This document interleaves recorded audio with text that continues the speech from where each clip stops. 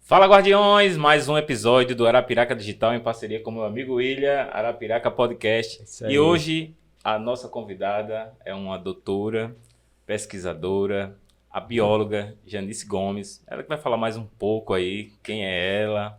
Se apresenta aí para quem não me conhece, Janice. Então, para quem em Arapiraca não me conhece ainda, só se não foi meu aluno. O que são poucos, né? Pouco provável, mas enfim, a maioria dos jovens, hoje, jovens adultos, foram meus alunos. Bom, eu sou Janice Gomes, né? Professora, doutora em Biologia de Fungos pela Federal de Pernambuco. Eu tenho uma formação bem passeada no Brasil, né? Eu me formei como bióloga, né? Inicialmente aqui em Arapiraca mesmo, pela UNEAL. Mas aí eu fui fazer uma pós-graduação em Biologia Geral lá na Federal de Lavras, em Minas.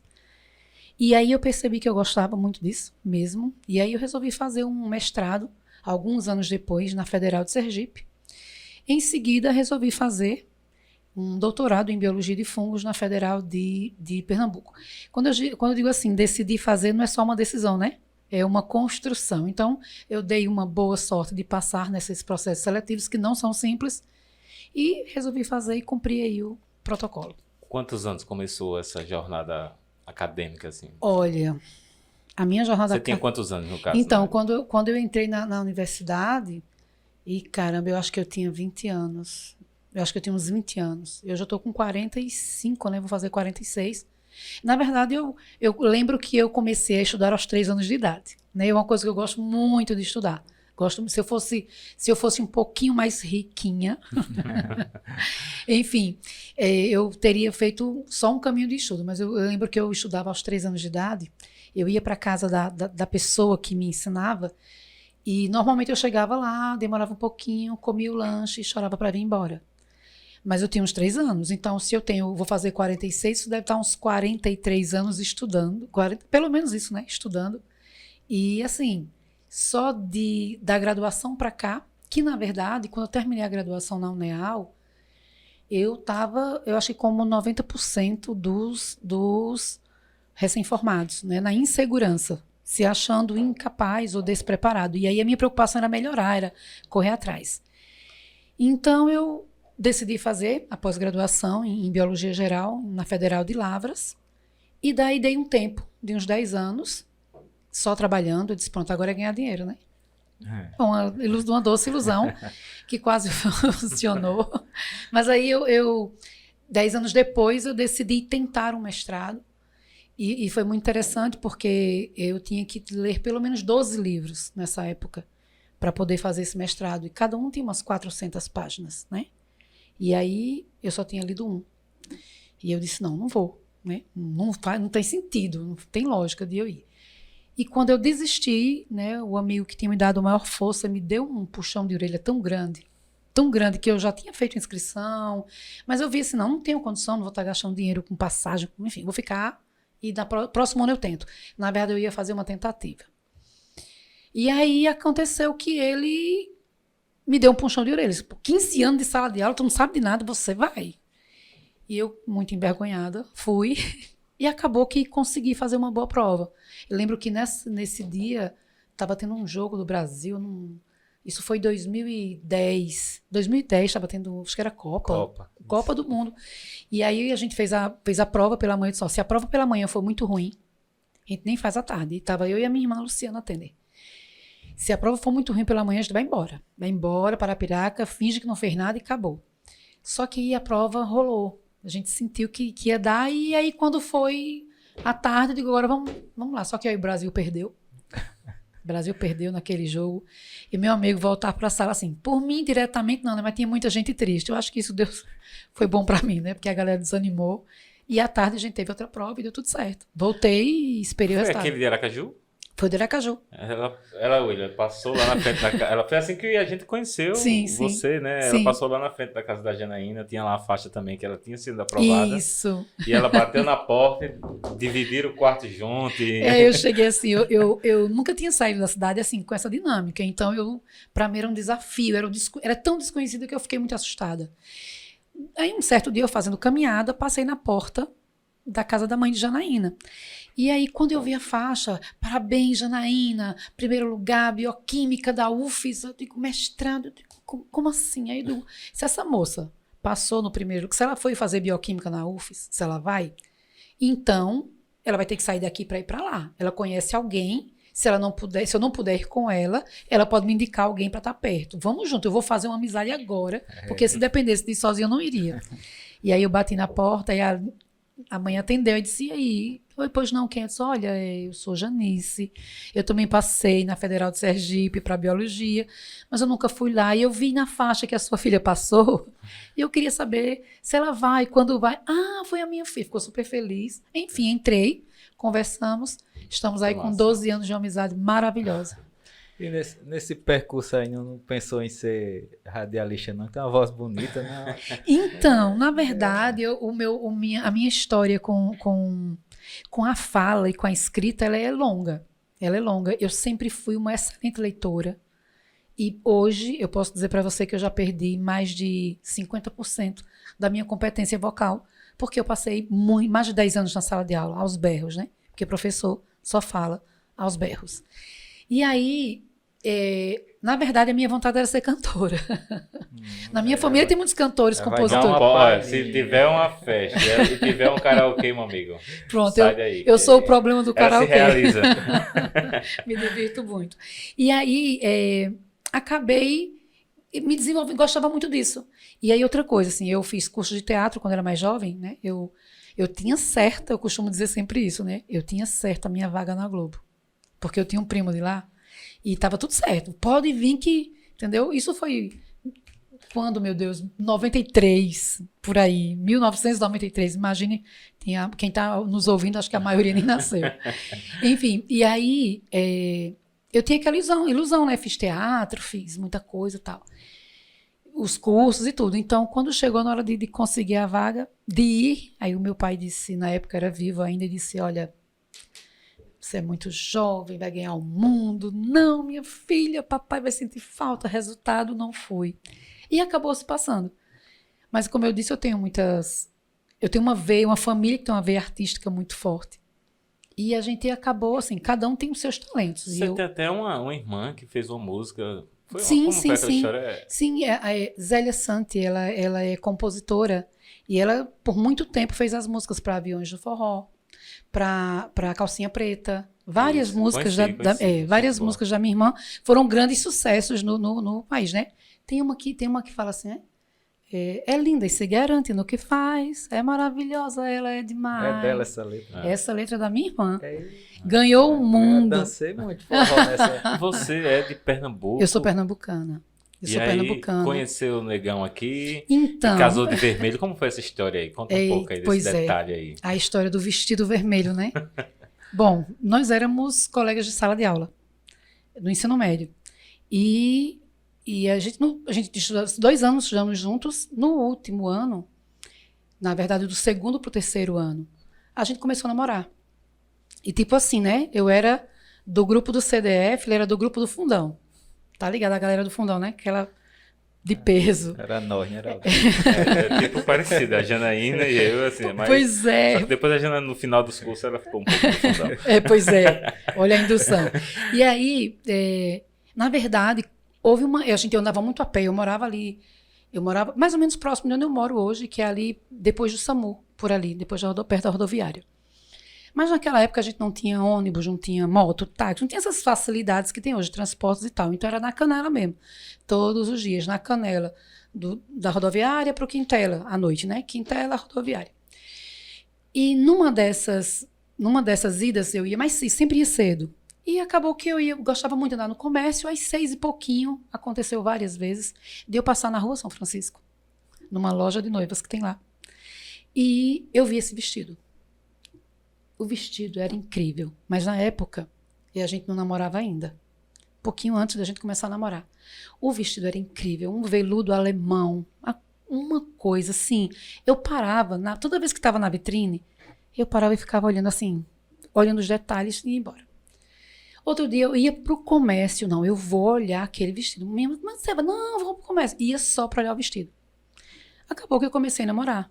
A gente começou a namorar e tal. Mas eu disse pra moça da loja na época, eu disse, olha, se um dia eu casar, porque meu plano era aos 30. E eu tava com 20, menos de 20, tinha 19, eu acho. Olha, se um dia eu casar, vai ser com esse vestido. Pode reservar. Então tinha esse plano. Quando foi no final do período, a gente estava com 2 anos de namoro já, vamos casar, eu já sabia o vestido que eu queria. E aí eu disse, ó, eu caso, mas eu só caso se for com aquele vestido. Como assim você vai casar de vermelho? Eu digo, ou é de vermelho ou eu não caso. Porque, veja bem, teoricamente a gente só pode casar uma vez na igreja, certo? A não ser que você morra. Eu não vou esperar você morrer para casar de novo, né? Então, se eu não conseguir casar da primeira vez, eu vou ficar uma noiva triste para sempre. Então eu prefiro não casar. Fiz a promessa e vou cumprir. E foi muito difícil convencer, a princípio, o meu pai, minha mãe, aquele negócio tudo. Até que a minha mãe resolveu me dar um voto de confiança. Tudo bem, vamos lá. E eu fui na loja. Quando eu coloquei o vestido, a gente não sabia quem chorava mais. Se era eu ou se era ela. Porque, cara, eu sei que eu estava bem, mas o vestido valorizou. Foi muito lindo. Foi uma paixão assim. Então, houve aquela condição. Não. Ele aceitou com dificuldade. Quando eu entrei na igreja... E da parte religiosa, teve alguma... Não, na verdade, eu fui pedir permissão ao padre. Na época, o padre Aldo, eu fui pedir permissão a ele, perguntar se havia algum problema.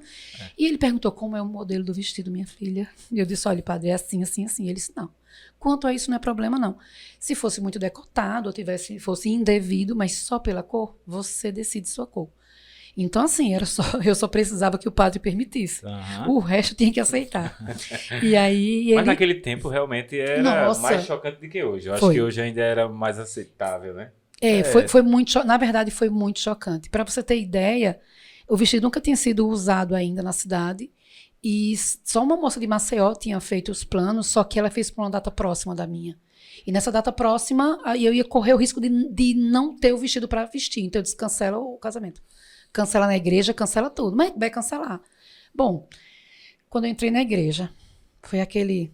Oh. Ninguém sabia, né? Tem não, surpresa agora. Só quem sabia eram os meus pais e a mãe dele e ele, né? Eu acho que o povo ficava, e pode é padre. E pode. Oh. Não, e interessante que o padre Aldo no dia, ele não foi ele que fez o casamento, foi o Monsenhor, foi o diácono. E dobrando. Aí eu não lembro bem o nome dele. Faz tanto tempo, né? 20 e tantos anos. Eu lembro que o padre Aldo não pôde, porque teve outro compromisso. A gente atrasou muito o casamento, muito, assim, tipo, mais de 2 horas. Mas na hora da cerimônia, ele veio assim, né, por trás, assim, veio olhar. E ele olhou e aprovou o vestido, assim, lindamente. Achou muito bonito. E, para mim, aquilo... Hoje eu não sou tão religiosa como era na época. Então, no caso, um permitiu e o outro nem sabia o que ia acontecer. Não. Um só recebeu. Na hora. Só recebeu. Assim, mas foi incrível. Mas foi bacana. Fica marcante, né? Diferente, né, Olha? Sim. E foi um sonho realizado. Foi uma coisa, assim... Era inovadora, sim, para as pessoas, mas essa não era a ideia. A ideia não era chocar as pessoas, era só realizar um sonho. Isso, você passava todos os dias. Isso. Tem uma história aí, um desejo. Tipo né? assim, eu costumo dizer, eu conheci o vestido antes do marido. Se eu conheci o vestido antes do marido, alguém tem que ter preferência. Né? E a questão da cor é mais cultural mesmo, não é algo sim. que a igreja determina, não. Não mesmo. É mais cultura mesmo. Só que como o pessoal vai só repetindo... significado, né? As cores têm um significado. Sim, tem um significado. E na verdade, eu convido vocês a conhecerem o porquê do branco e, sinceramente, nunca me seduziu. Não me seduzia. A história do porquê do branco. O vermelho na China, se não me engano, é uma cor... Sim, na Índia é muito forte. Índia, né? Na Índia é muito forte. Cores escuras de modo geral. Mas o vermelho ele traz mais vida. Não sei se na China, na Índia mesmo, no Japão, é um desses asiáticos que o do casamento realmente é vermelho. Eu acho que é no Japão, por isso que o vermelho lá é o principal, né? Que tem aquele símbolo no meio. Eu li uma coisa assim, parecida. Sim, aí inclusive eles não usam, né? O branco não é a prioridade. No caso, o branco... Para a cultura tem um significado, mas você queria o seu significado. Não, assim, eu costumava pensar assim, e ainda penso hoje. Tem coisas que Genia Chique diz assim, a oportunidade é um careca com uma trança na testa. Se você não pegar ele de frente, ele passa e acabou. Então, algumas oportunidades eu preferi não deixar passar. E essa era uma delas. Porque imagine, como eu disse ao meu marido, eu não vou esperar você morrer para casar de novo, né? Então, não tenho esse plano. Então, eu sabia que podia ser a única vez. E imagina, já pensou, eu passar o resto da vida pensando, Ai, eu queria tanto aquele vestido. Ai, já pensou? E depois você vendo no perfil do seu, a pessoa casando lá. Tu já pensasse? Não, Deus me livre. Vamos pedir pro editor botar uma foto desse casamento de vermelho, que eu tô curioso. Eu vou mandar pra você nos bastidores, mas depois eu vou mandar o link do Instagram. Da foto no do Instagram. Tem no Instagram. Pronto, eu vou colocar aqui na descrição pra galera que quiser ver aí. Top. Verdade. O link da... Mano, tem gente curiosa querendo ver. Eu não quero ver, não. Então, essa é uma das ousadias, né? Eu sempre tive esta coisa de ir fazer, de ter vontade. Sempre respeitando o espaço do outro. Em relação à vontade, quando você entrou para estudar, qual era o sonho realmente? Era ser cantora ou era já pensa, não, quero ser professora, ou foi construindo? Não, então, na verdade o meu sonho era ser artista, atriz, né? Como eu disse, era atriz da Globo.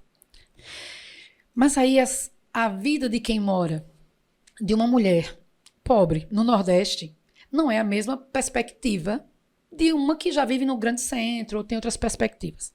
Acabou que, quando eu conheci o meu marido, a gente meio que assim, se encontrou de verdade. Foi o encontro, não só para o casamento em si, não só um encontro amoroso, mas um encontro assim, de propósitos.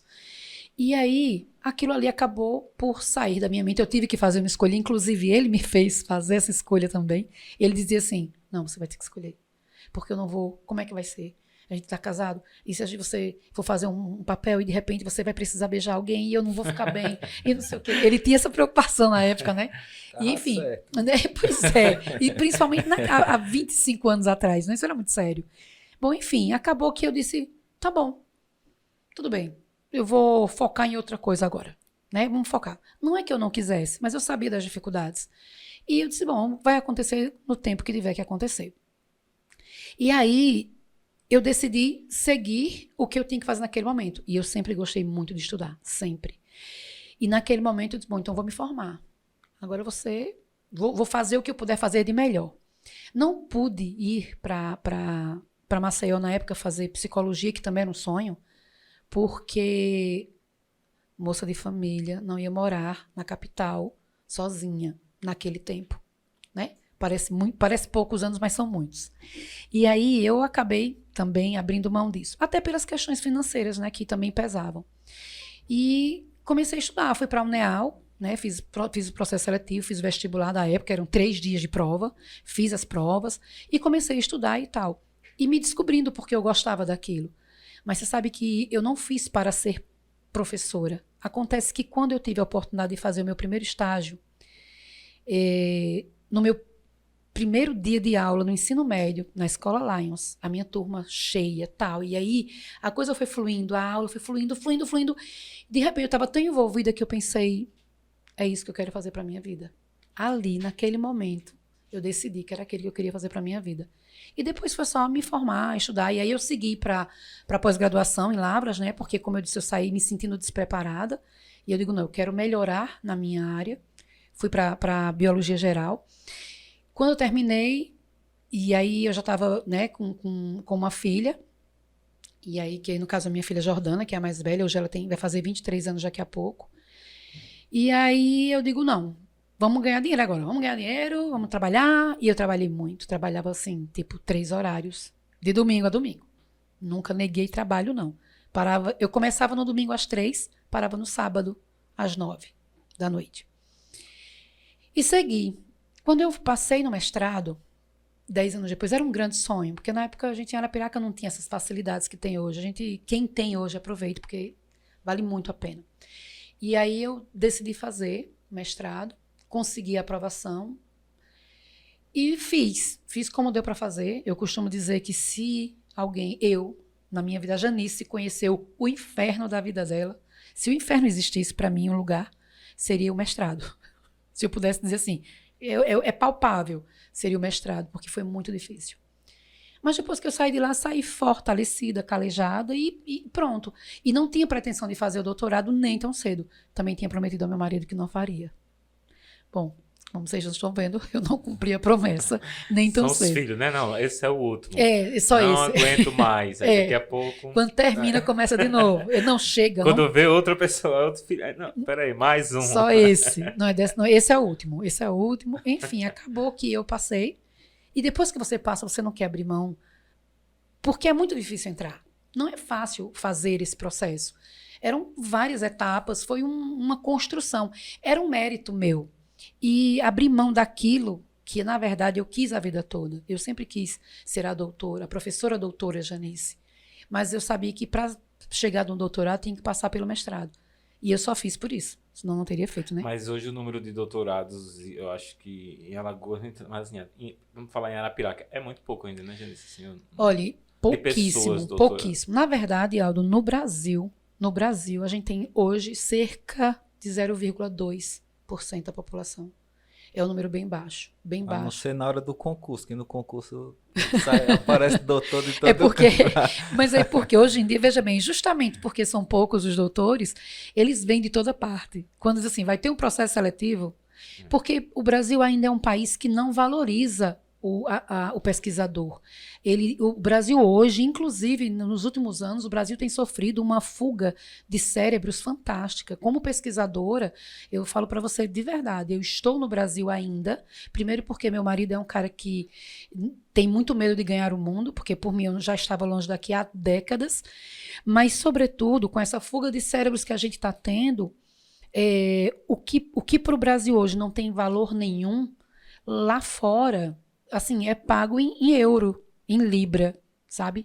É muito valorizado e há uma demanda, há uma necessidade de construção científica muito grande.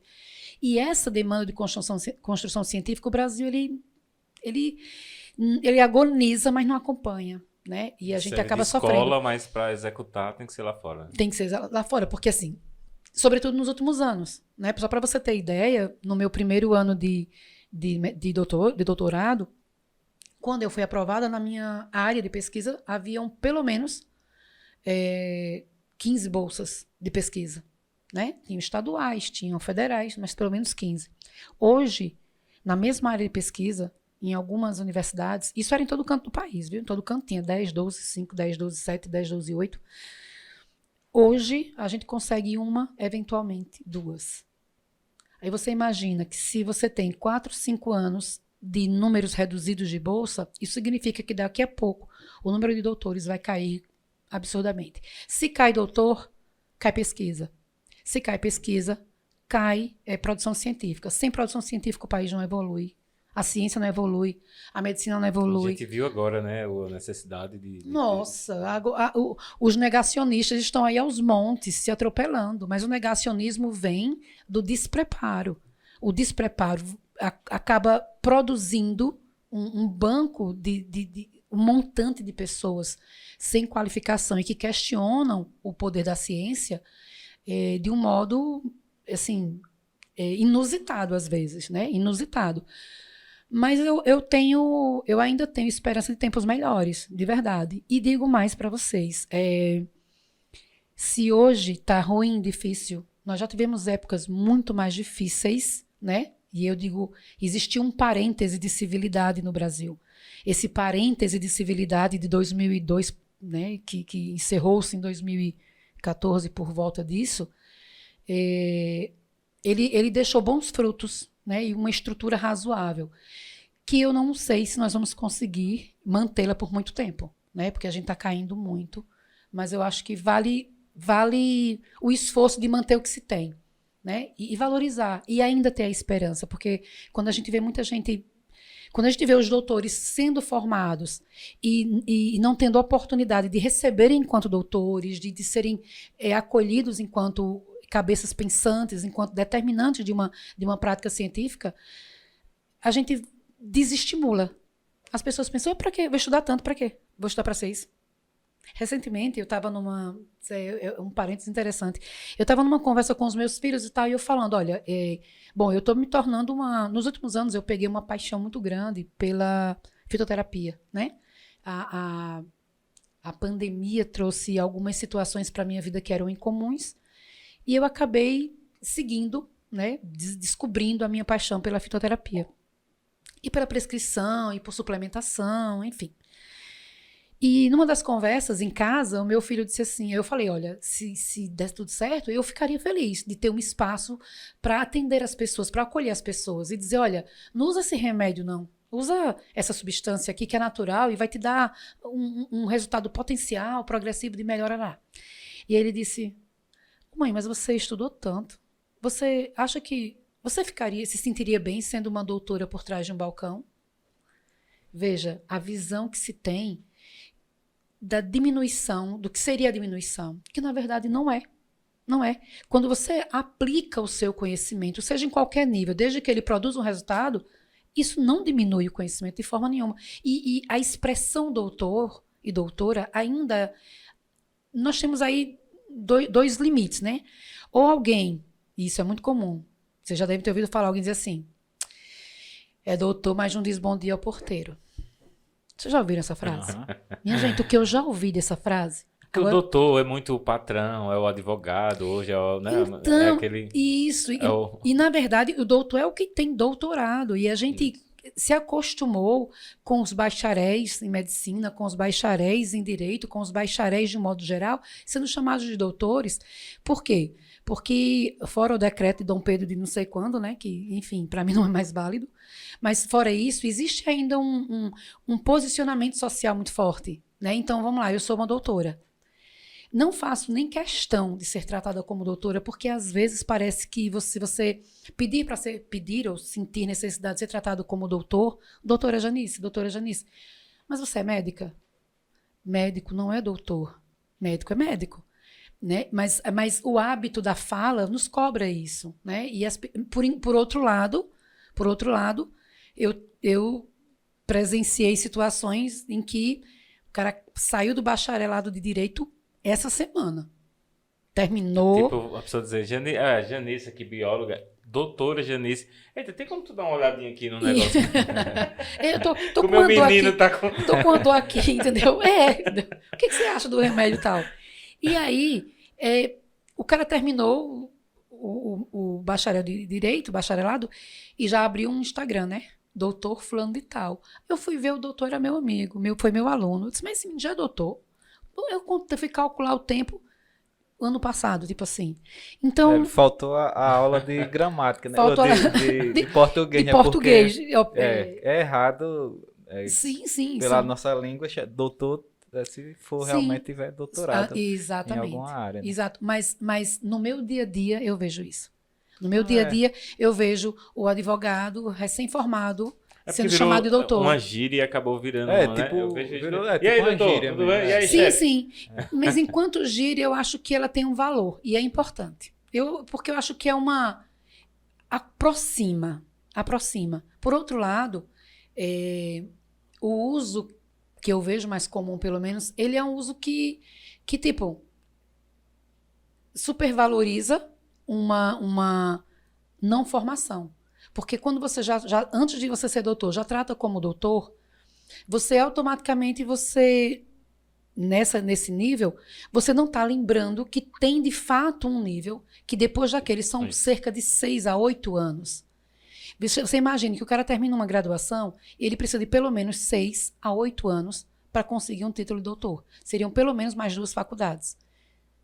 E se os doutores fossem devidamente reconhecidos e respeitados, a gente não teria esse problema. Já teve uma época assim que, se dizer que era doutor, tinha todo um prestígio, né? Sim. E a gente percebe que dos anos pra cá vem só diminuindo. Isso. E até tem essa polêmica, o pessoal fala, tem um monte de gente que é formado e tá fazendo TikTok agora. Exato. TikTok, médico, dentista, não sei o quê. Percebe que tá ali nas dancinhas, dá mais dinheiro do que a sua formação e acaba se desligando. Às vezes é o doutor falso, vamos dizer assim, né? Que acaba não sendo assim. Às vezes só faz uma graduação e acaba vendo que não era aquilo ali. A vontade é de ser TikTok mesmo, mas tem mas que eu acho fazer difícil você fazer uma jornada de doutor e tal, e depois ser um pesquisador. A não ser que você vá para a rede social para isso.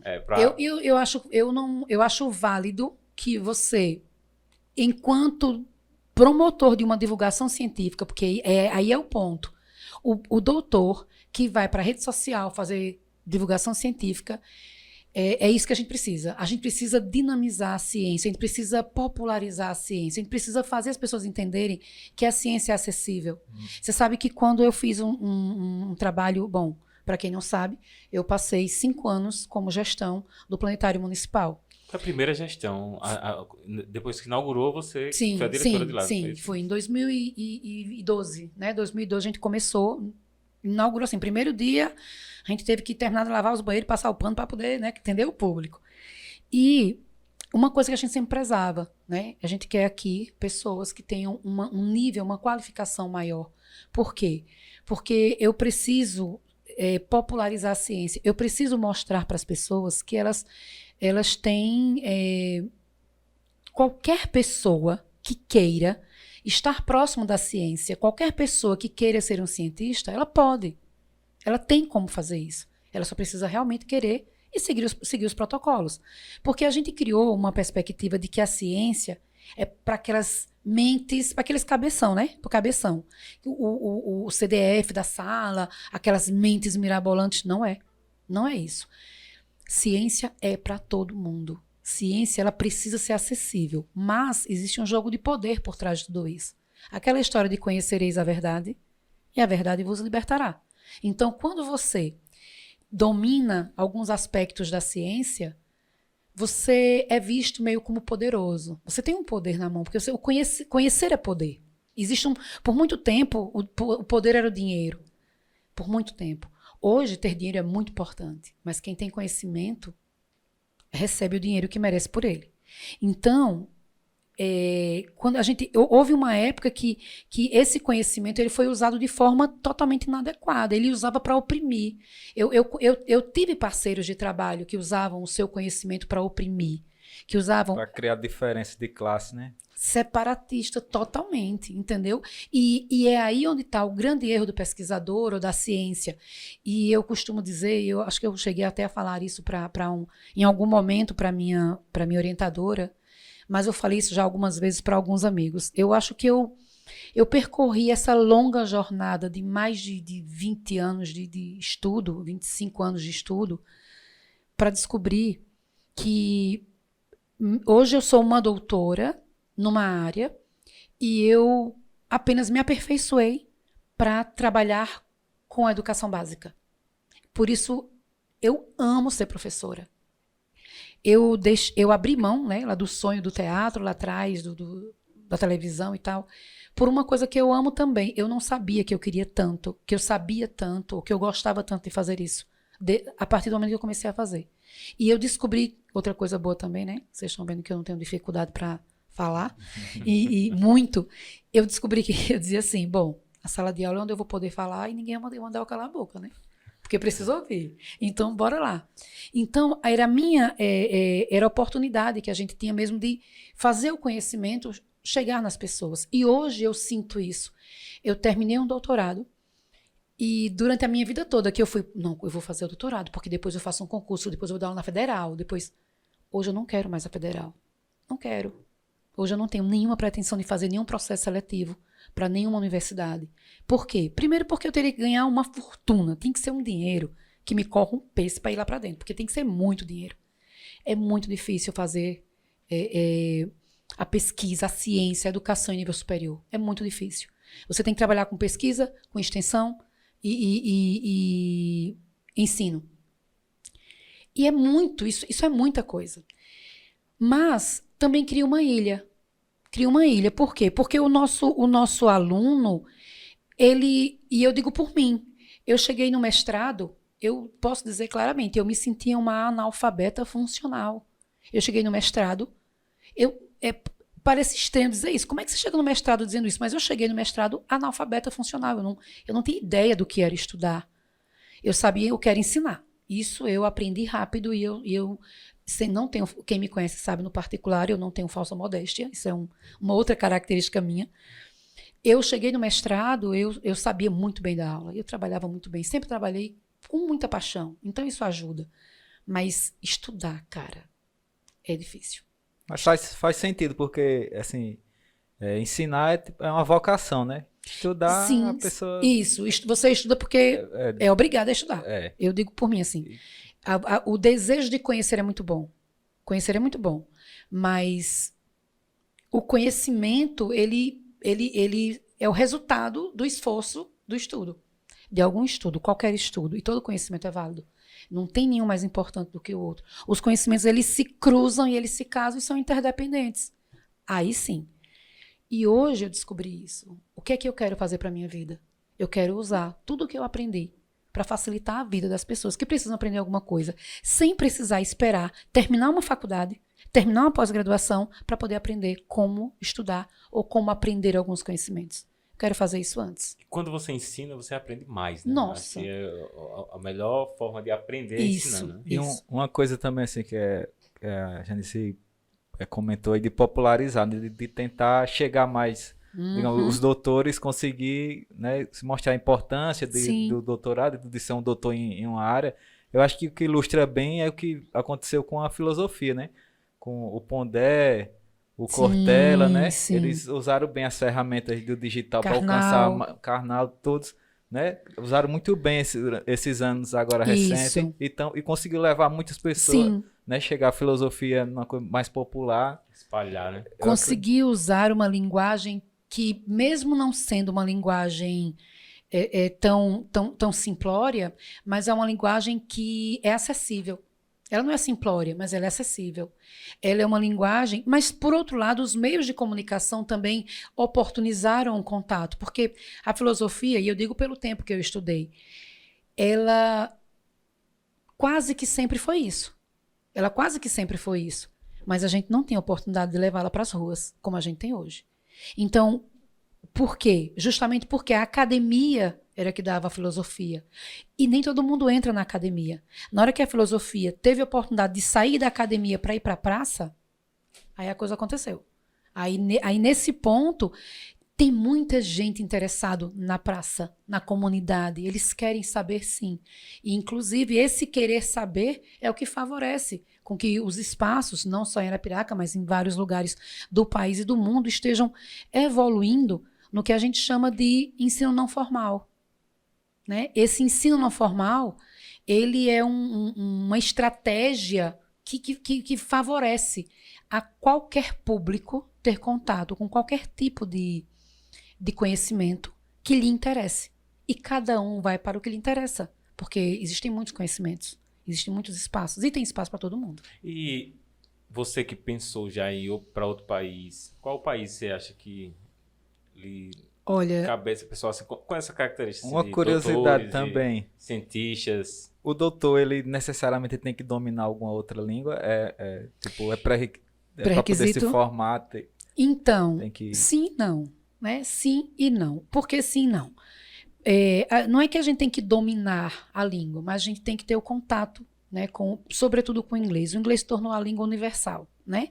Em todo canto se fala inglês, praticamente em todos os lugares do mundo. A gente não precisa ter o domínio do dia a dia, mas a gente precisa ter um conhecimento de base que facilite o nosso acesso. Por consequência, acaba que a gente consegue ficar mais próximo. E as grandes pesquisas no mundo, os grandes momentos da ciência, eles ainda são no inglês. Até a nossa área também, o marketing, tudo. E todas. O que eu penso? E aí eu vou falar da minha posição de estudante, de pesquisador, enfim. É importante? Muito. É extremamente importante que a gente conheça outra língua e tenha outras oportunidades. Mas eu sou contra a pressão emocional, muitas vezes, psicológica, que acontece no meio acadêmico e o, entre aspas, desprezo pela sua língua. Não é porque eu entendo que lá no inglês eu tenho a maior base de dados, parará, tá certo. Mas eu preciso ter uma estratégia de um inglês operacional para eu poder usar esses documentos a meu favor. Mas é muito cruel, às vezes, que se despreza praticamente a língua do estudante, do doutorando, do mestrando, em detrimento dessa língua maior, né? Maior no sentido de que é mais abrangente no seu conhecimento, que é o inglês. E isso faz com que muitos... Eu não sofri isso diretamente, graças a Deus. Eu tive uma orientadora muito bacana, muito gente boa. A minha orientadora, a professora Marcela. Um abraço, Marcela. Mas eu presenciei momentos em que você sente culpa e eu senti um pouquinho às vezes, porque você sempre é povoado pelo que está do seu lado, senti culpa porque você não é americano ou sei lá, britânico. Eu Você sinto um pouquinho também, porque da nossa área, né? O pessoal cobra muito também, que domina, sim, que saiba, pelo menos para consumir aquele... Isso, e consumir aquele material que vem. É. Mas para consumir aquele, veja bem, o Brasil é um dos países do mundo que mais tem escolas de inglês no mundo. Nós temos a maior população de estudantes de segunda língua do mundo, até pelo tamanho do país que nós temos. E por que a gente não consegue? Você vai para a Europa, todo lugar da Europa, todo mundo fala no mínimo 2 línguas, a sua e o inglês. Então, você está na Espanha, espanhol e inglês. Você está em Portugal, portugal e inglês. Você está na França, francês, inglês e português. Enfim, por que isso acontece? Porque criou-se a perspectiva do uso também, da oferta, né? Mas também do uso. No Brasil, não. No Brasil, a gente não prepara, eu digo a gente, bom, enquanto aluna, que eu fui aluna, ainda sou até hoje, né? E somente nos últimos anos foi que eu consegui dar uma soltada um pouco no meu inglês, dar uma evoluída, mas a gente tem professores, de um modo geral, que ensinam gramática. A gramática é boa para fazer processo seletivo, a gramática é boa para um curso, mas para comunicação, você chega lá fora, a sua gramática serve para muito pouco. Muito pouco, quase nada, para ser exato. Então, você sofre um bocado. Mas ainda vale a pena. E para onde seria?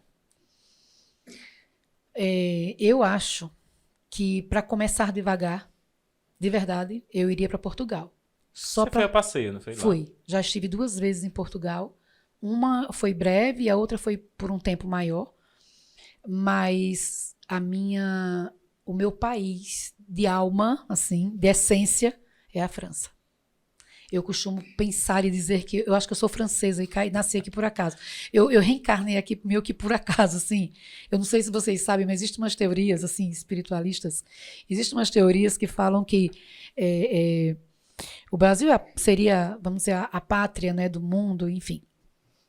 E muitos franceses, existe uma teoria, né, que fala que muitos franceses desencarnados, principalmente na Revolução Francesa, eles reencarnaram no Brasil, né?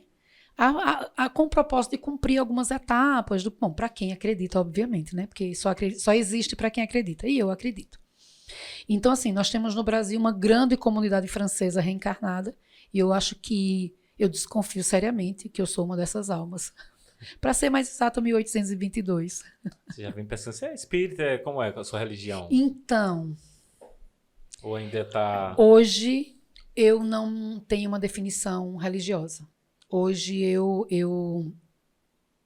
já frequentei. Mas você é muito apegada a Deus. Sim, sim. Na verdade, a minha relação espiritual, né? A minha espiritualidade, ela é tão palpável. Eu costumo dizer que a minha relação com o divino mesmo, ela é tão leve, ela é tão física, ela é tão real, que eu me desprendi da necessidade de ter uma definição religiosa.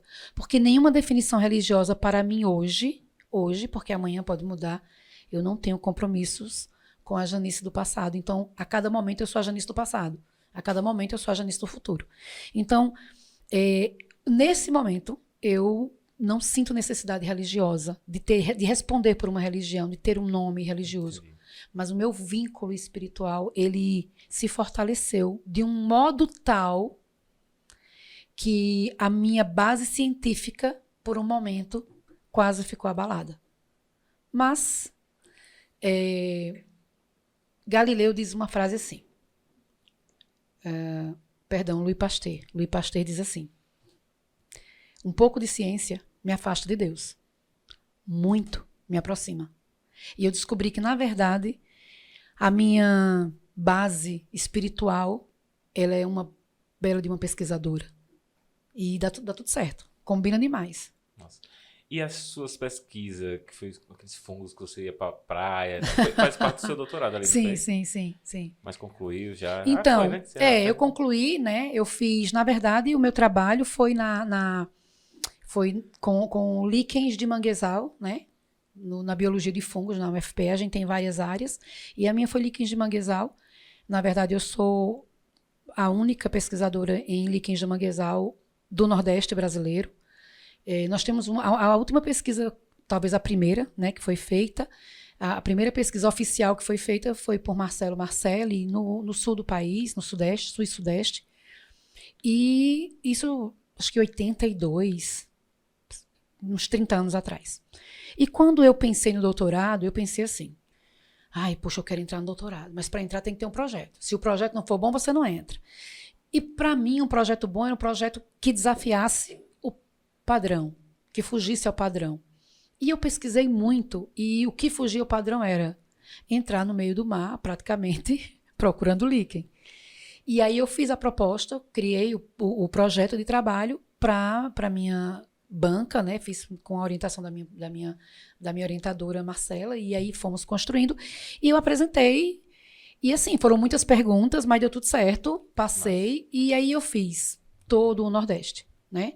Então, do Maranhão à Bahia, eu andei em vários espaços marítimos, né? Entrava no mar, ia de barco, colete salva-vidas, enfim. Qual foi o mais difícil, assim, que você... Nossa.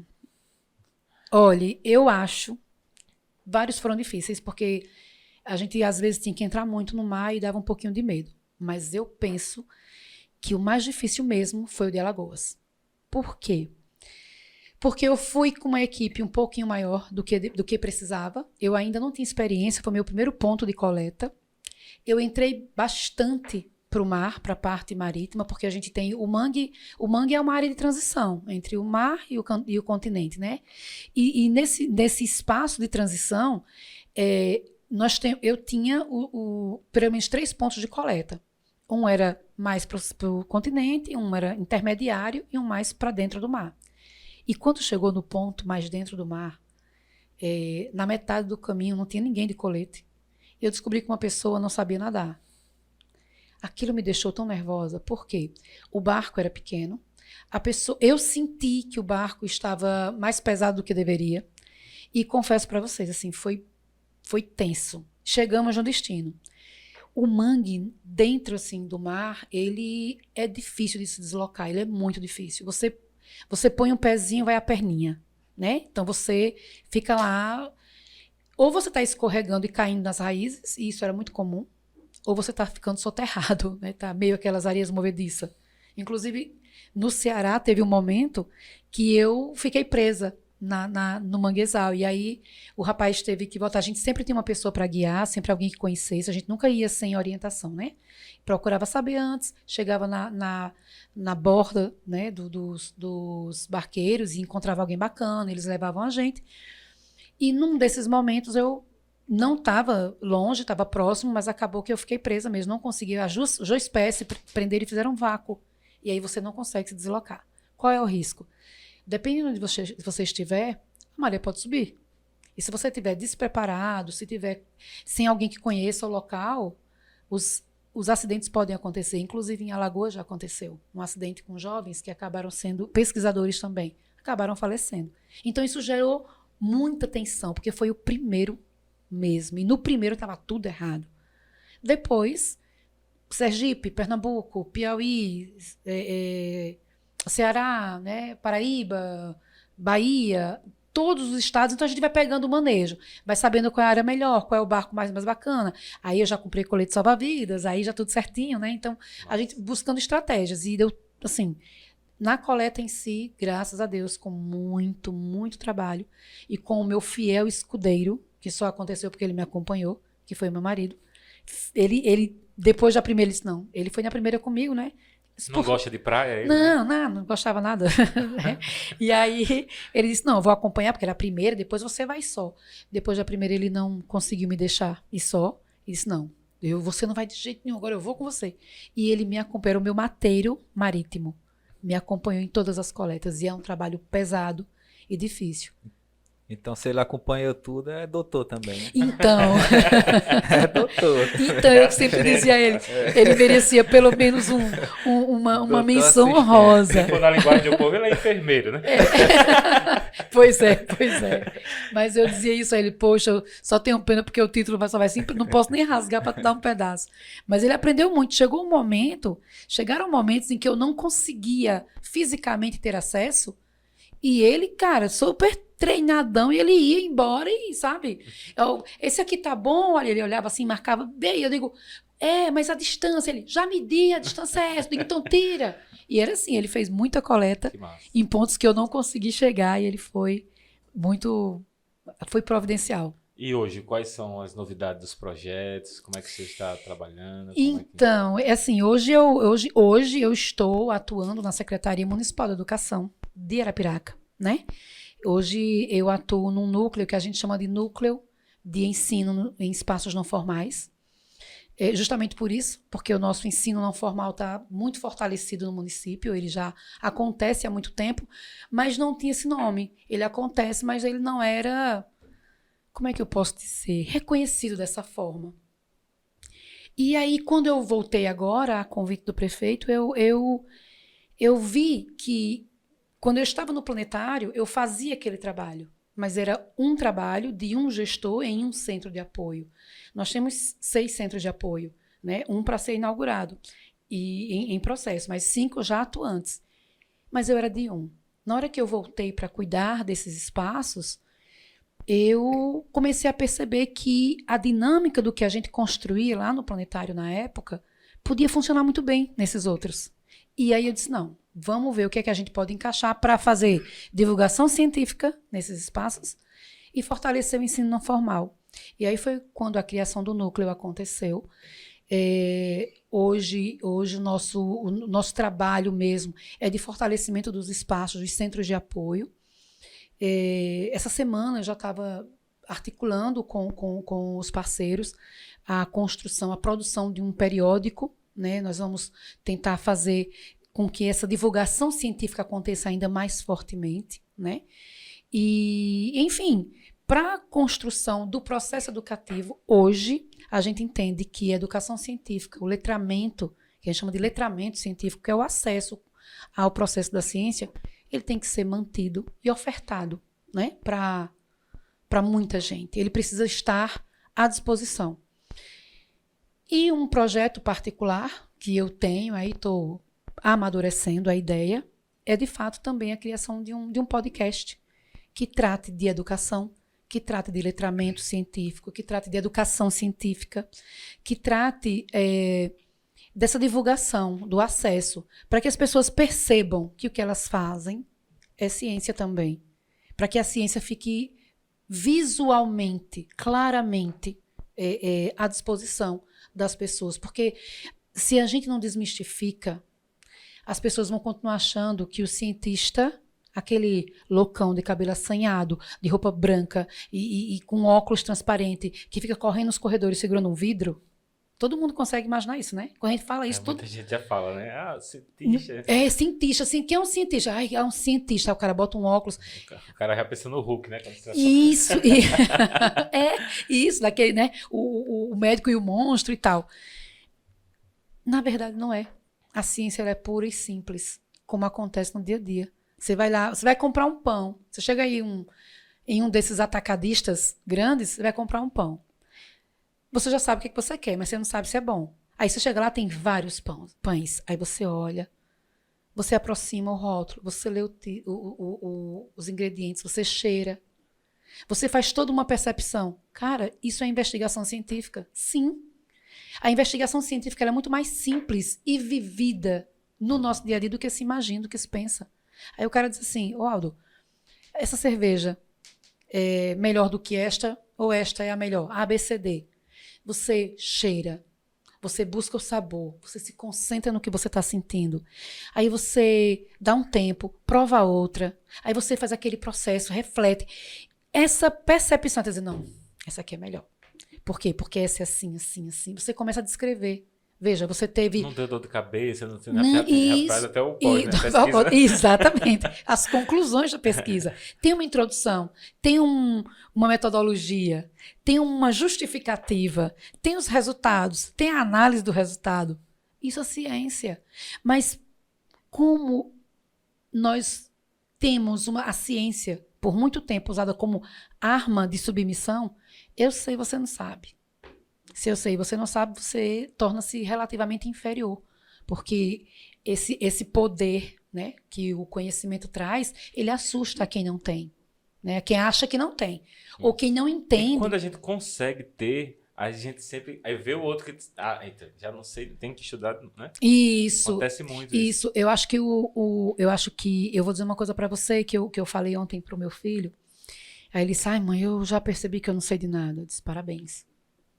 A maior conclusão que uma pessoa sábia tem é de entender que ela é ignorante.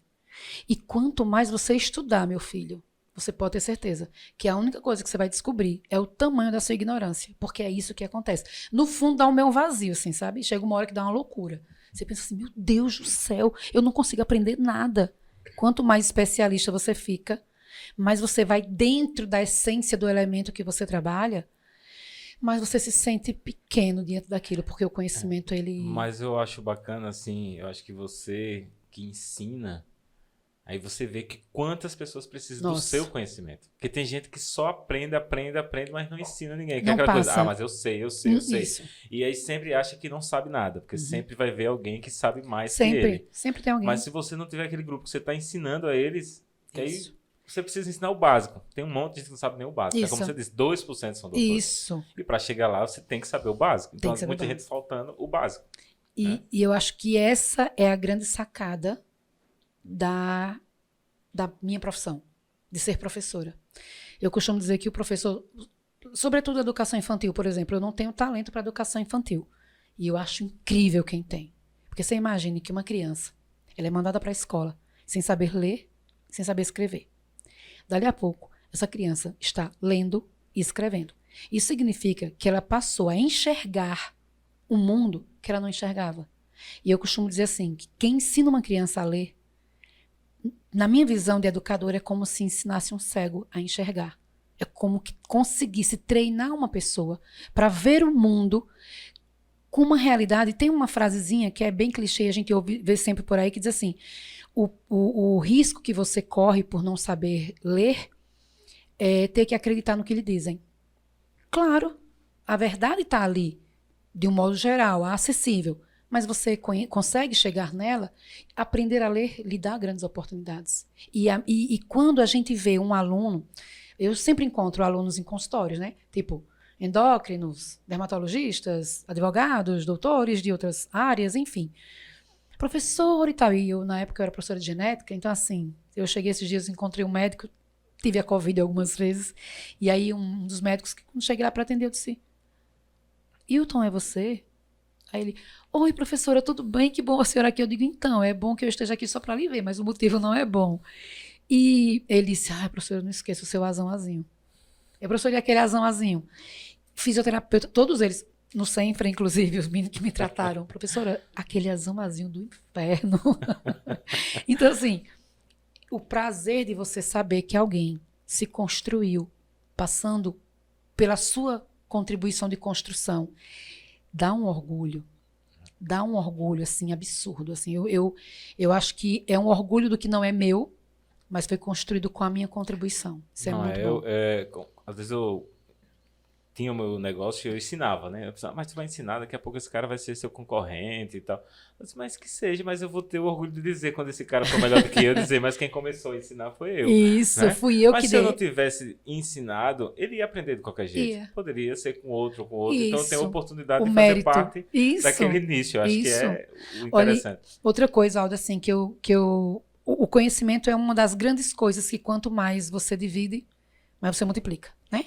Pode dividir, só está multiplicando. Nunca vai faltar espaço para o bom profissional. Nunca. O bom profissional, ele tem o seu lugar garantido, seja onde for, porque ele vai ser o ponto de referência, ele vai ser lembrado, ele vai ser proposto, ele vai ser colocado. E quando a gente tem medo né, de divulgar, de colocar o que a gente sabe na mesa, na bancada, eu acho que a gente se apequena. A gente se engrandece quando diz assim, olha, eu não sei tudo, o que eu sei é isso, o que eu posso te ajudar é nisso. Agora, se você aprender mais, que bom. E se puder me ensinar, estou aqui para isso. Isso é muito bom. Acho que essa é uma tranquilidade. Eu sempre falo assim, que se você tá no meio, que você é o melhor, você tá no grupo errado. Uhum, eu também. Né? Você tem que estar no meio onde você vai aprender. Pelo menos seja mais ou menos, né? Se você estiver lá em cima, então vá para uns que estão melhor ainda. Depois traga para aqueles ali. Né? Eu sempre repito, eu já repeti isso na secretaria recentemente. Olha, o ideal, se você quer aprender alguma coisa, procure gente que sabe mais. Quando você estiver com as pessoas, você olha para as pessoas e pensa assim, quem é que sabe mais? Se for você, saia. E se você quer saber, a única coisa que me levou para o mestrado, na época, em 2010, foi no momento em que eu me senti, eu já estava, né, muitos anos, 10 anos de sala de aula, genética já conhecia toda, e irarará.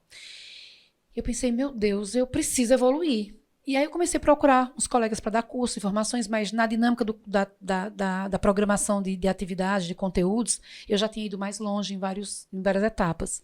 Eu procurei Maceió, eu pensei, não tem como. Infelizmente, eu vou ter que ir para o mestrado. E eu só fui para o mestrado na época porque eu precisava evoluir, eu precisava crescer. E não tinha mais espaço.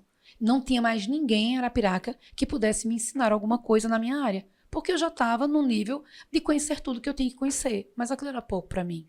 Em qualquer outro momento, ou qualquer outra pessoa, talvez disse assim, não, que massa, cheguei aqui no topo da minha cadeia, vou ficar por aqui, tá confortável, tô ganhando bem, tá razoável, bora render. Mas o amanhã a gente não sabe. E, de repente, eu ia precisar de mais conhecimento. E seja lá como fosse, eu não precisasse, eu ia guardar, porque eu queria aprender mesmo. E eu resolvi ir e deu certo. Eu acho que vale muito. E eu estava vendo também no seu Instagram sobre fibromialgia. Como é? Você vem fazendo um movimento, você detectou, é uma doença... Fala um pouco aí para quem está ouvindo sobre esse assunto aí. Então, a fibromialgia, ela é uma... Eu fico muito feliz, né, de hoje estar percebendo que se fala sobre fibromialgia. Quando eu descobri que eu tinha a doença, essa doença nem nome direito tinha no Brasil. Pouco se falava dela, e eu já como eu sofria dela há muito tempo, e eu andava nos médicos, assim, mensalmente. Aí meu irmão uma vez fez uma brincadeira, ele disse assim, olha, eu sendo você, parava de procurar o que você tem, e pegava esse dinheiro e comprava Amarok, porque tu já gastou dinheiro de 2 Amarok. Eu vivi em médicos, eu sentia muita dor, sempre senti muita dor, desde jovem. Eu lembro que, tem pelo menos uns 20 anos que eu sinto muita dor. Houve uma época, e isso se repete periodicamente, em que, tipo assim, eu conseguia ficar com dor 3 meses seguidos sem parar. Tomava banho com dor, acordava com dor, dormia com dor, escovava gente com dor, trabalhava com dor. E é uma dor difusa, uma dor insuportável, uma dor que debilita, que angustia, porque você não sabe você nem sabe de onde ela vem, nem para onde ela vai, porque cada hora está num canto. E quando eu comecei a ver nos últimos anos que havia, né, a possibilidade da gente falar um pouquinho mais, e que algumas pessoas estavam começando a conhecer sobre a fibro, eu comecei a me manifestar um pouco mais. Por quê?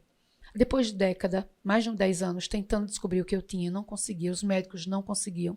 O último médico que eu fui, eu disse, doutor, eu acho, eu já fiz muita pesquisa, eu não quis dizer que eu tinha certeza, porque ele era o doutor, né? Então, eu não era ninguém, então ele era o doutor.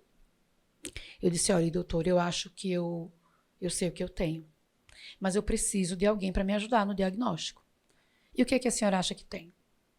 Eu acho que eu tenho a fibromialgia. Então, mas aí para a senhora ter fibromialgia, a gente precisa, não sei o quê. Esse homem fez um arrodeio tão grande. E chegamos ao ponto de todos os exames fortíssimos, assim, exames absurdos.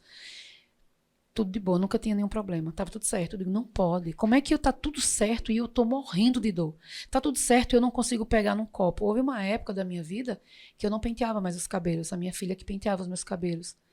Eu não escovava os dentes, eu usava enxaguante bucal. Eu tomava banho com ajuda. O meu esposo que cuidava da casa, da comida, da limpeza, ele fazia tudo, porque eu não conseguia lavar um copo. Lavar um copo para mim era uma tarefa árdua. E eu precisava descobrir o que eu tinha. Já tinha mais de 10 anos de luta, ninguém dizia, ninguém sabia. Eu tive um momento muito difícil. A fibromialgia, para quem não sabe, ela é uma síndrome. Nós temos aí a parte de intestino irritável, tem a parte de depressão, tem a parte de dores difusas, tem as articulações inflamadas, tem 1 milhão de coisas, deficiências de sono, você não dorme, você não tem força, enfim. E aí eu decidi que eu ia descobrir o que eu tinha. E acabei chegando à conclusão que era isso mesmo. Busquei ajuda médica, mas os médicos, infelizmente, por despreparo, ou por falta de conhecimento, não sei, ou por indisponibilidade, não havia não havia um acolhimento, nunca houve. Até que eu decidi que eu ia me cuidar sozinha. Eu tive um quadro depressivo, uma época extremamente forte, muito forte. Naquele momento que eu desisti, de fato, eu desisti por algum tempo. E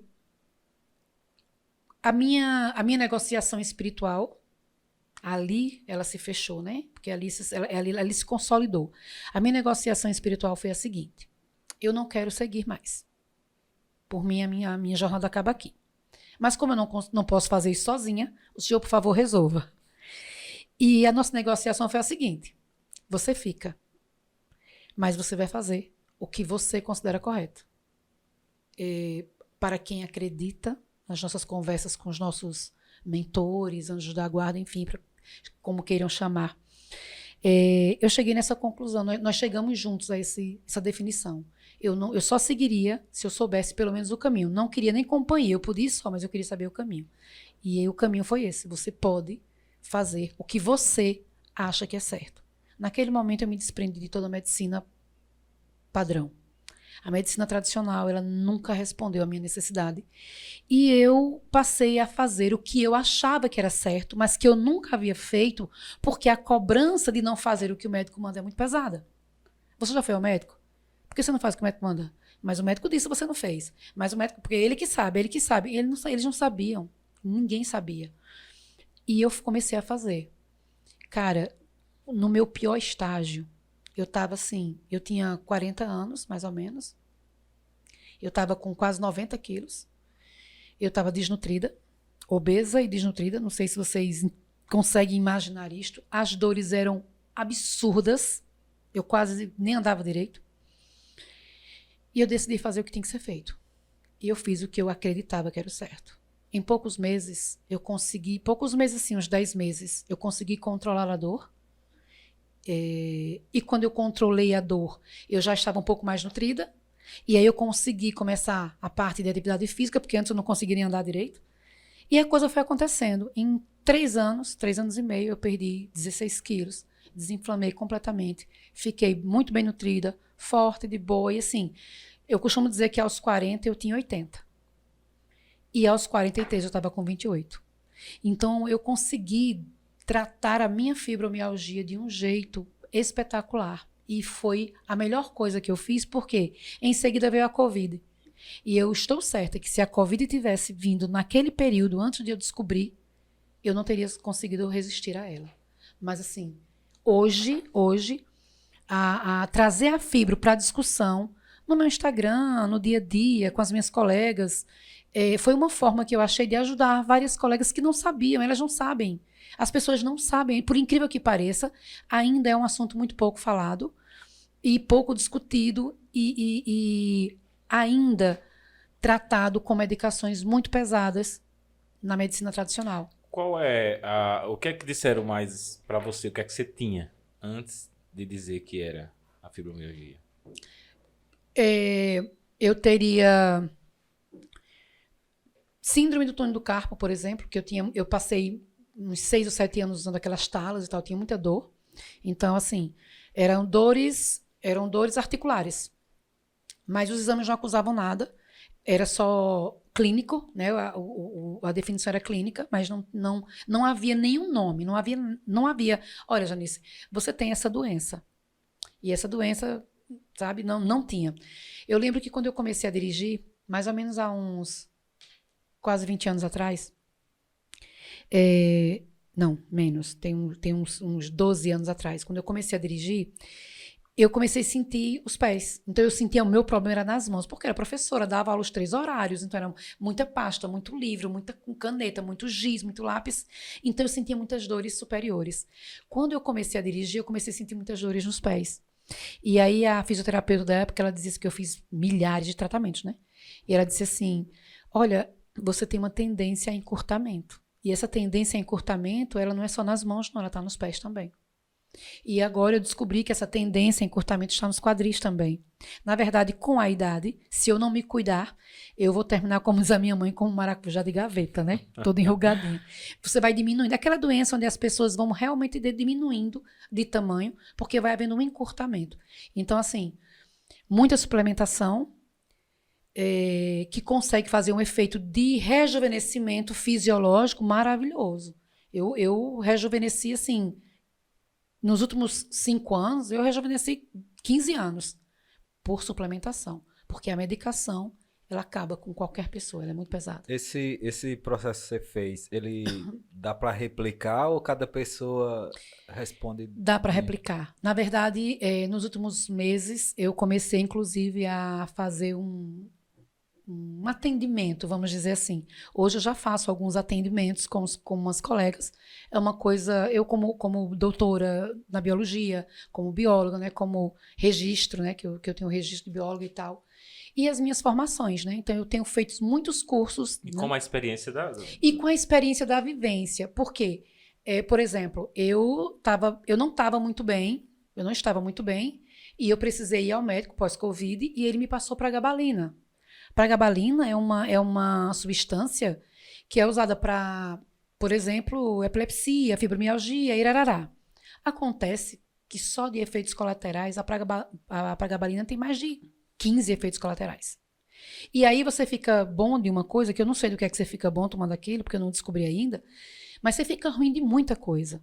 Então, eu falei pro médico, doutor, eu não me dou bem com esses remédios. Eles não. Da depressão, né? Da depressão, da inchaço generalizado, da labirintite, tontura, dificuldades de fala, aumento de apetite, insônia, dores gerais. Fica bom de quê? Eu não consegui descobrir ainda.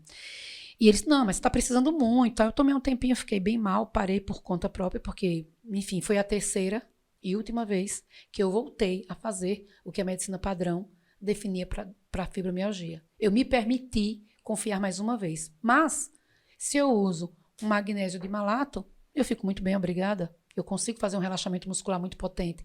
Se eu uso uma D3 numa dose bacana, eu consigo fazer uma suplementação legal. Se eu uso probióticos, eu consigo. Então, o que aconteceu? Eu descobri que existe uma cadeia de suplementos que fazem uma sinergia fisiológica e conseguem transformar aquela doença que vem de uma falta de suplementação e de uma falta de hormônios, de uma falta de substâncias que são essenciais para promover um bem-estar e a desinflamação do corpo, que elas podem ser reproduzidas sim, podem ser replicadas para todas as pessoas de um modo geral. A única coisa que a gente precisa observar são algumas particularidades de dose. Então, a depender do nível de sintoma de cada pessoa, esse elemento pode ser oferecido um pouquinho mais, numa dose um pouquinho maior, ou uma dose um pouquinho menor. Por exemplo, eu vou mandar formular um magnésio de malato com magnésio glicina. O que é isso? Ora, magnésio é a substância de base de dezenas de funções, mais de 300 funções, na verdade, no nosso corpo. Você imagine que se você tivesse 99% bem e só faltasse magnésio em você, você já teria 300 coisas ruins comprometidas, né? Então, quando você pensa assim, se eu tenho 300 funções que dependem de magnésio, a gente tem o Brasil, um país que não tem vulcão, pobre, solo pobre, nas últimas décadas só exploração do terreno, então a gente ou faz reposição química, né, para a lavoura, ou a gente não consegue ter o mínimo de suplementação, e o magnésio é um deles. Aí você diz assim, poxa, eu não sei se eu vou ficar bom com isso, mas na hora que você consome uma dose de magnésio diária, correta, você está garantindo que 300 funções do seu corpo estão sendo resguardadas, mantidas. E aí, claro, depende do nível. Tem pessoas que estão isso há 10 anos. Tem gente que está sentindo há 2 anos. Tem gente que sente há 6 meses. Tem gente que descobriu agora. Então, as concentrações podem mudar, sim, mas os elementos, eles fazem sinergia. E na sinergia dos elementos, a gente consegue controlar a fibromialgia como se fosse uma orquestra tocando uma música maravilhosa, que é a música do silêncio da dor. Uma vez eu estava no shopping com a minha irmã, um dos raros momentos que eu não senti dor na minha vida. Mas eu estava tão acostumada a viver com dor, sempre, que nesse dia aconteceu alguma coisa, eu não sabia o que era. E a gente estava lá no shopping, esperando, não sei o quê, esperando um lanche, uma coisa assim. Tudo tranquilo, aquele silêncio tranquilo, dentro de mim. A gente conversava e tal. Uma sensação boa, tentando descobrir. Eu conversando com ela, mas a minha cabeça procurando. Sabe assim, que você está com os sentidos... De repente eu entendi, eu atentei. O que estava acontecendo? Naquele dia, eram umas 7 horas da noite. Eu não estava sentindo dor. Eu não tinha hábito de não sentir dor. E esperar sentada num local por 10, 15 minutos, 30 minutos, sem sentir dor, foi uma das sensações. Mas aí eu comecei a rir e a chorar também, porque para mim foi uma novidade. Eu não sabia o que era não sentir dor. Eu não sabia mais. Já fazia muitos anos que eu sentia. E naquele momento foi tão incrível que eu disse a ela, Lu, eu já sei o que é. Ela disse, o que foi? Eu digo, meu corpo não está doendo. Cara, o meu corpo não está doendo. Para quem sente dor crônica, é uma das vitórias mais incríveis do mundo. E você ter uma noite de sono sem acordar achando que um caminhão dormiu em cima de você é uma vitória fantástica. E eu não quero isso só para mim. Eu não quero isso só para mim. Não é justo. Nós mulheres temos uma jornada muito pesada. A gente tem que ser mulher, tem que ser mãe, dona de casa, profissional. Estar malhada, ser inteligente, gente boa e etc. Então é muita coisa para acumular. É muita cobrança social. E para ajudar, os hormônios da natureza fazem o favor de cair para você ficar pedindo para morrer, né? E quando você descobre um elemento que pode facilitar a sua vida, pode levar você para um estágio de equilíbrio emocional, sobretudo emocional, porque ninguém que tem uma montanha russa, todos os dias nossos hormônios são de um jeito diferente. Homem não, homem acordou, 30 dias lá, tá lá os hormônios do mesmo jeitinho. Mulher não, todo dia é uma coisa diferente. E isso é muito difícil pra gente, muito difícil administrar. E quem faz isso sem dor, só sabe o que é dor, de verdade. Quem sente a dor todos os dias. E ficar sem ela por um único momento vale muito a pena. É muito incrível. E como o ser humano é adaptável também, né? Sim. Você se acostumar com a dor. Sim. Eu acho que... E às vezes eu fico doente, eu fico, como é bom ficar saudável, né? Você só percebe. Meu Deus, como é bom. É. E eu acho que essa sensação você nunca mais tinha... Não. Você descobriu com quem? Eu descobri estudando mesmo. Eu via... Eu lembro que eu tive muita certeza, no dia que eu tive a certeza, é isso que eu tenho. Foi há muitas, sei lá quantos anos atrás faz isso, não sei se faz 15 anos ou mais, num programa de Leda Nagli. Na época, acho que TVE, que ela reunia uns grupos assim, era o podcast da época, né? Era. Era o podcast da época. E o médico apresentou uma câmera, e essa câmera, ela fotografava, como a gente conhece hoje, o paciente, ele foi usado, era para outras pesquisas, mas eles passaram a usar na ciência. Ele fotografava o corpo do paciente naquele momento do exame para ver onde estava mais quente.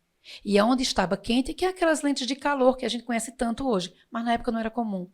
E aí ele mostrou que fez várias fotos. Então, os pontos mais vermelhos eram os pontos de maior inflamação. Os pontos mais vermelhos eram os pontos de maior circulação. E por terem mais circulação, estavam mais bem nutridos. E os pontos mais azuis estavam mais claros, eram mais frios. Como era frio, tinha pouca circulação sanguínea, onde não havia nutrição adequada. Então, a pessoa que não tinha uma boa circulação naqueles pontos, ela tinha mais problemas que podiam levar essa fibromialgia. E a pesquisa era um monte de coisa. Eu lembro que foi, tipo assim, 5 horas de programa, né? Assisti bastante. Então, assim, no caso, a nutrição do corpo é o que mais impacta Determinante. A fisiologia é determinante. Fiquei até pensando assim, quem sabe se outras tantas doenças assim, a pessoa não consegue uma melhora tratando o corpo, a nutrição do corpo, Sim. né? Olha, ano passado eu comecei a fazer nutrição. Eu não paro, né? Enfim, eu tenho que parar de estudar tanto. Eu comecei a fazer o curso de nutrição. Acabei parando porque eu queria uma coisa e eu descobri na metade do caminho que o curso não ia me dar. Então eu preferi não continuar e seguir nas práticas integrativas, que é o que me apaixona mais hoje. E na prescrição, eu gosto muito de prescrição. A nossa boca é o caminho do céu ou do inferno pessoal. A nutrição, ela é de verdade. A nutrição na sua essência. Quando eu falo de nutrição, eu falo da fisiologia nutrida. Eu não falo só da... Claro que no final das contas é o que eu como, mas não só o que eu como. Eu me alimento do quê? Eu me alimento de comidas saudáveis, eu me alimento de comidas mais bem elaboradas, de comidas mais simples. Eu me alimento de uma programação que não é saudável. Isso também conta. Eu me alimento de um programa que não me deixa saciado emocionalmente. Isso conta também, porque o nosso emocional tem um peso muito grande. Mas, de fato, o que a gente consome é determinante. E essa epidemia, por exemplo, essa epidemia de depressão que existe no mundo hoje, isso é uma epidemia absoluta. A doença é o mal do século. Ninguém falou pra gente que a depressão como mal do século ela é consequência de uma alimentação inflamatória. 95% da serotonina, 90% da serotonina que a gente produz está no intestino. E se você não produz essa serotonina no seu intestino, o seu cérebro não recebe. E se ele não recebe, ele não converte em outros neurotransmissores importantes. Aí você come um salgadinho, um hambúrguer, uma pipoca de micro-ondas, um refrigerante, um pastel frito num óleo, não sei de que lá. Óleo de canola. Cara, canola nem existe. Só para você ter ideia, canola nem existe. Eu não sei nem como é que fizeram o óleo de uma coisa que nem existe. Mas, enfim, a indústria alimentícia criou essa perspectiva. E nessa perspectiva a gente seguiu. Sabe essa história de vamos comer de cada 3 horas? 3 em 3 horas você vai comer alguma coisa. Isso fez com que a gente se preocupasse em desembalar. Porque você não está em casa de 3 em 3 horas para comer uma fruta legal. Você não vai levar uma bolsa de fruta para o trabalho. Você não vai levar uma bacia de pipoca natural para o trabalho. Você não tem como. Por mais que você se equilibre na sua alimentação, é difícil estar carregando bolo. Tem gente que faz. E eu morro de inveja. E eu tento às vezes. Mas é muito difícil. Mas você pode desembalar. Tem um pacotinho, a cada 3 horas a indústria diz assim, leva não vou falar marca, mas leva um biscoitinho, leva um bolinho, leva um suquinho, leva... Uma barra de cereal. Leva uma barrinha de cereal, leva uma barrinha de proteína. Se você começa na sua vida a desembalar mais do que descascar, com certeza você é um grande, como é que diz? Um grande propensor a ter diversas doenças e quanto mais cedo isso pode acontecer. Isso, na verdade, está acontecendo muito mais cedo do que a gente imagina, porque as crianças estão indo para a escola com os pacotinhos. As lancheiras estão cheias de pacotinhos.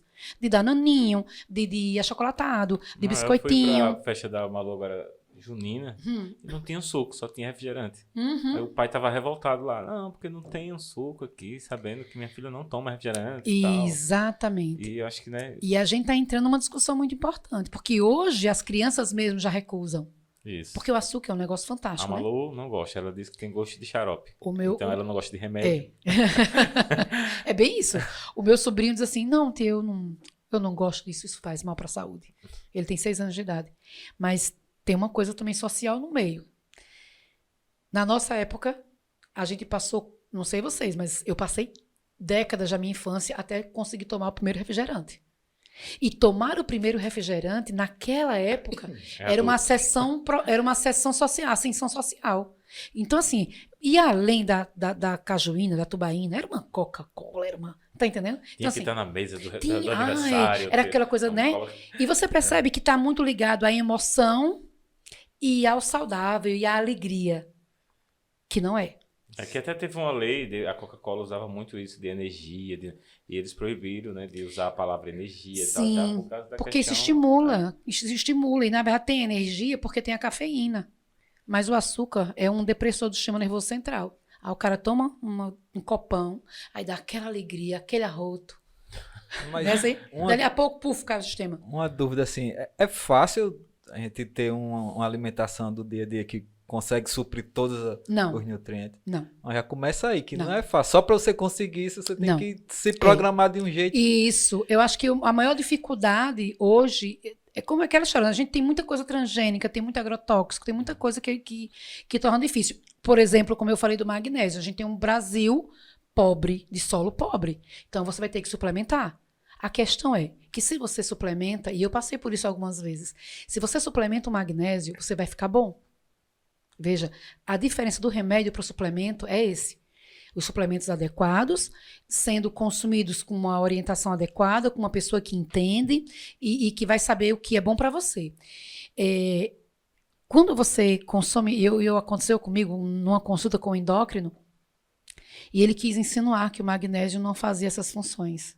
Cara, eu fiquei tão possessa na hora, a consulta não era nem minha, eu estava acompanhando uma pessoa. Eu disse, como é a história?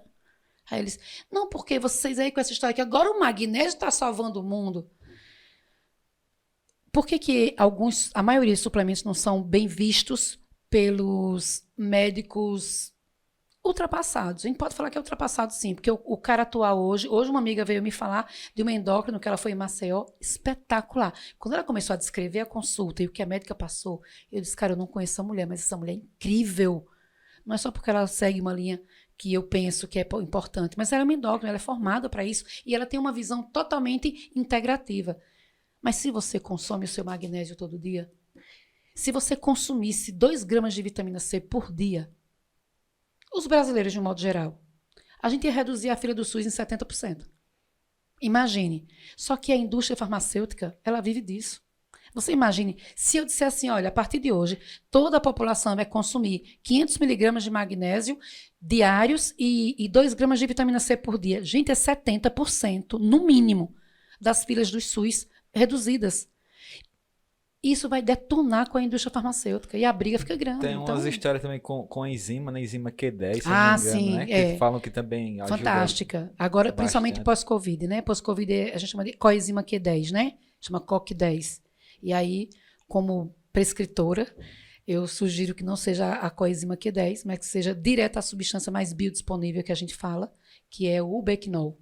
Porque o ubiquinol, algumas pessoas não conseguem fazer a conversão da COQ10 para o ubiquinol. Todo o processo de absorção, ele passa por algumas etapas, né? Então, a coenzima Q10 transforma o ubiquinol, que se transforma em bequinona, para você poder absorver. Algumas pessoas não conseguem fazer essa conversão. E aí, às vezes, você compra a coenzima, você toma ela, gasta uma nota, mas esse negócio não serviu para nada. A gente chama de mitocondriogênico, né? É um produto que aumenta a energia da célula. É como se você estivesse colocando lenha naqueles fornos a lenha. Então, a coenzima Q10, ela faz isso. Mas como a gente não converte, o ubiquinol seria a substância biodisponível mais interessante de ser consumida. Vale a pena? Vale. Mas ela sozinha não faz nada. Tem que ser todo um conjunto de coisas. É muito interessante essa parte alimentícia, né? Realmente. É fantástico. Eu vi um documentário que tem no Netflix, o cara muda a alimentação dele só cortando o animal mesmo. Sim. Faz o exame de sangue, uma semana depois, só indo mudar, as taxas mudam Então, completamente. nós temos hoje uma discussão bem séria sobre isso. Bem séria. Por quê? Porque existem elementos que só estão, tecnicamente, ou eles só estão no animal, ou eles são muito mais facilmente absorvíveis no animal, como a B12. Quando você escolhe não consumir animais, você precisa ter um cuidado muito grande na suplementação. E, infelizmente, nós temos muito desconhecimento e a pessoa simplesmente para de consumir. Ah, eu não quero, eu vou parar de consumir porque é o ideal, porque tudo bem. Aquele politicamente correto. Mas aí a pessoa troca.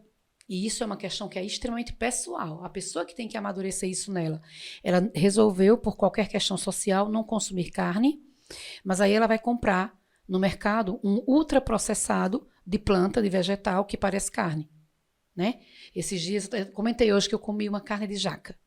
Bom, primeiro, carne de jaca não existe, né? É uma expressão que a gente usa, porque oficialmente não existe carne de jaca. Mas a pessoa, eu vi ela pegando a jaca verde lá, cortou, fatiou, fez os temperos, ficou incrível. Incrível. Mas aquilo é bom para momentos. A taxa de proteína, a taxa de B12 e de outros minerais presentes na carne, nas vísceras, que são os... E hoje tem suplementos também que você pode, né? Sim, pronto. Aí sim, mas a pessoa precisa saber o que ela está fazendo. Isso. Né? Esse ele mostra muito. Aí ele liga, né? liga para os órgãos que diz para quem tiver câncer, quais são as alimentações, e ele prova que aquilo que está no site não pode. Só que nos Estados Unidos você não pode dizer que aquilo faz mal. Aqui a gente pode. Lá você é processado. Mas aí já é um nível de esclarecimento diferente. Tem pessoas que só param e pronto, né? Isso, não. Ele é científico, assim, tudo. Aí ele prova, assim, que, tipo, muitas pesquisas que diz que o ovo é bom, foi feito pela indústria do ovo. Aqui diz que o frango foi pago às universidades e tudo para poder... tem os benefícios, mas você não sabe os malefícios. Isso tem muito. Inclusive, no Netflix também, eu tive lá esse programa, não sei se ele está hoje, deve estar na internet, que chama A Pílula Mágica. Se tiver a oportunidade, assistam. A Pílula Mágica, ela traz uma discussão que você, assim, fica simplesmente estarrecido. Porque, na verdade, Aldo, toda necessidade toda mudança tem que tem que estar acompanhada da pergunta: eu preciso disso? Por que sim? Por que não? Eu posso tirar de verdade isso? Se eu tirar, quais são as consequências? Existem muitas coisas envolvendo cada pessoa. Uma coisa que eu descobri na nutrição: cada pessoa é única. Não adianta. Eu costumava dizer que eu era o pior modelo de médico que eles podiam usar. Esse povo que faz propaganda, fulano conseguiu evoluir por minha causa. Eu era um fracasso para todos, porque eu podia fazer tudo que eles mandavam e não funcionava, porque eu não me encaixo. E e nos estudos da nutrição eu descobri o quê?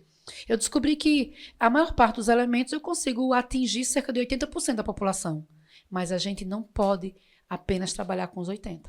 Os 20% é que dão trabalho. E desses 20%,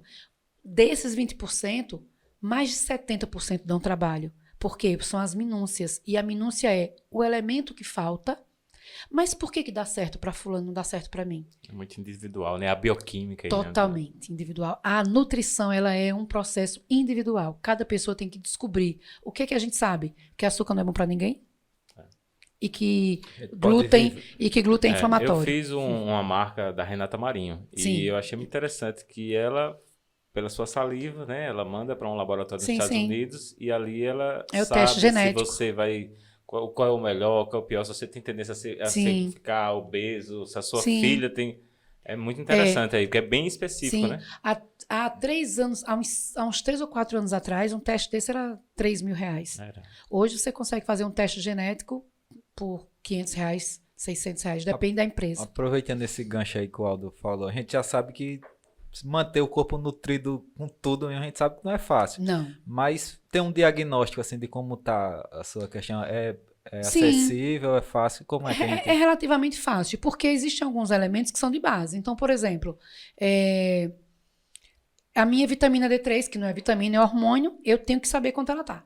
Então, um dos grupos que mais estava suscetível à Covid, inclusive com morte, é quem estava com a sua D3 abaixo de 20. E as pessoas meio que achavam isso normal. Na verdade, a D3, você tem que estar buscando no mínimo 100.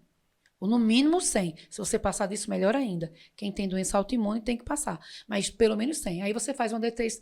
Aí você faz uma D3 e acontece como aconteceu comigo. No médico, eu cheguei lá, a minha deu uma caída por causa da Covid. E eu já cheguei a 78 por aí. Aí eu estava com 40... Quase 40, 38, 42, parece, uma coisa assim. Aí eu disse, então, doutor, aqui, ó, tá 40. Aí eu disse, tá excelente, né? Tá bom. Como assim, tá bom? Hoje, já o mundo científico já sabe que aquele número é baixíssimo. Ah, mas tá bom, né? Que bacana. Doutor, eu tava com 70 e caiu. Não, mas tá dentro... Os parâmetros hoje, eles ainda são baseados pelo mínimo. né, pelo baixo, e acaba que qualquer coisa acaba sendo boa. E esse cuidado a gente tem que ter. Mas os exames da D3, um exame de magnésio, um exame de cálcio, você consegue fazer. Um geral, assim, para saber tudo. Então, aí sempre depende dos laboratórios, mas eu acho que você, sei lá, se for particular, vai gastar um pouquinho. Às vezes vale a pena, mas só se você tiver uma necessidade específica. Se não, é melhor você investir já na comida, já no alimento adequado. É melhor. Porque se você tiver condições de fazer, e o Brasil, a maior parte das pessoas hoje não tem essa condição, sei lá, você vai gastar pelo menos R$1.000, R$800, porque depende dos grupos que você quer avaliar, né? Então, você vai ver como é que estão os seus hormônios, você vai ver como é que está o seu TGO e TGP, que é fígado, e você vai ver como é que está o AD3, o magnésio, o cálcio. Alguns elementos você já consegue dali caminhar, porque os outros são muito pouquinho. A gente chama de oligoelemento. Você precisa tão pouquinho que parece que não precisa. E é ele que faz falta. No homem, por exemplo, o boro, ele com a D3 ajuda na produção da testosterona. E às vezes o cara tá com deficiência da testosterona, aí fica tomando remédio, suplementa e não sei o quê. Às vezes ele só precisa botar uma D3 alta, uma boa dose, um bom tratamento de D3, tirar um item inflamatório e coloca uma dose de boro, 3 miligramas, passou. Ele consegue produzir. Mas isso só vai acontecer quando a pessoa tem conhecimento da sua necessidade, quando ele sabe o que está sentindo e, sobretudo, quando conversa com alguém que possa ajudar. Um profissional. Um profissional que possa ajudar. Porque parece simples, mas leva tempo para a gente assimilar. Eu tenho uma frase que diz assim, quando você vê a pessoa, faz você perceber, sentir que algo está muito simples, é porque ela sabe fazer mesmo, né? A pessoa faz, mas isso parece legal, parece fácil, né? Não é fácil. Mas se a pessoa faz parecer fácil, é porque ela sabe o que está fazendo. Então, é muito importante procurar uma pessoa que sabe o que está fazendo.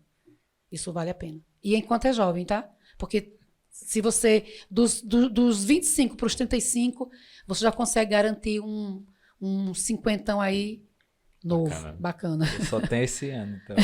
Eu falava com alguns raízes, tem um que fala assim, que não, tem que consumir o que tá na época. Se tá dando manga, é manga. Se dá isso, é isso, né?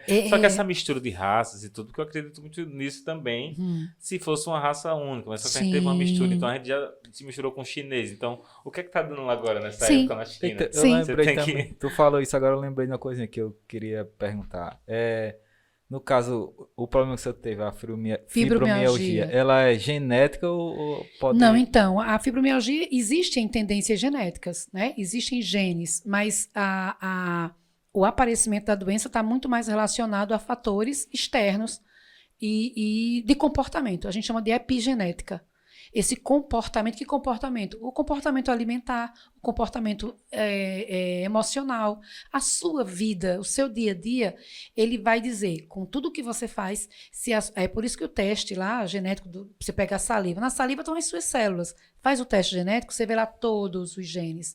Aí diz assim, poxa, a tendência a ter câncer tem lá 70%. Normalmente, as doenças que estão nos nossos genes, elas são ativadas pelo nosso comportamento.